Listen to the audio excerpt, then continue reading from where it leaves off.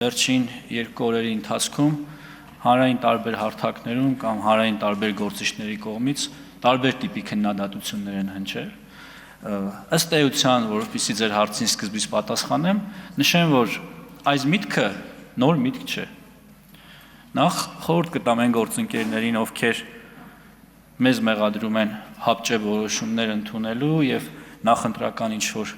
գործողություններ կատարելու մեջ, կարդան կառավարության ծրագիրը։ Կառավարության ծրագրով մենք ստանձնել ենք պարտավորություն, որ մեր գործունեության հնգամյա հատվածում պայմանագրայինների ավելացման հաշվին կրճատելու ենք ժամկետային զինծառայություն։ Դա սևով սպիտակի վրա գրված է, կարելի է հիմա կարդալ։ Երկրորդ փաստաթուղթը Հայաստանի Հանրապետության բանակի կերպափոխման հայեցակարգ։ Այնտեղ նույնպես նմանատիպ հանձնառություն ենք ստանձնել։ Կարծում եմ սրանով ամեն ինչ ասված է, թե ինչպիսի երկարաժամկետ պլանավորման արդյունք է սա։ Եվ իհարկե ամեն ինչ կախված պիտի լիներ, թե մեզ հաջողվում է արդյոք այս տարիների ընթացքում պայմանագրայինների թվաքանակը ավելացնել։ Ազգային ժողովը շուրջ 2.5 տարի առաջ ընդունել է մի օրենք, որով թույլատրում է ժամկետային զինծառայողներին 6 ամիս ծառայելուց հետո կնքել պայմանագիր։ Խոսքը վերաբերում է նրան, որ այսօր Պաշտպան հայրենիաց ծրագրով բազմաթիվ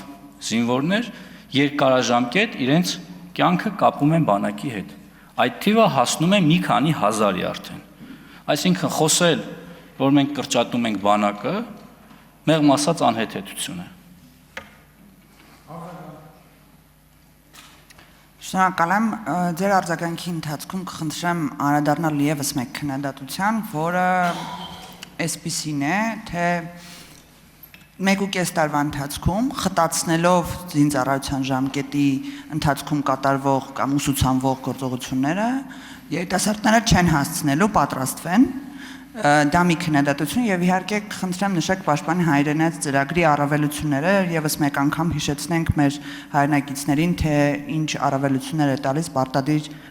պայմանագրային զինվորական ծառայությունը։ Շնորհակալություն։ Նախ նշեմ, որ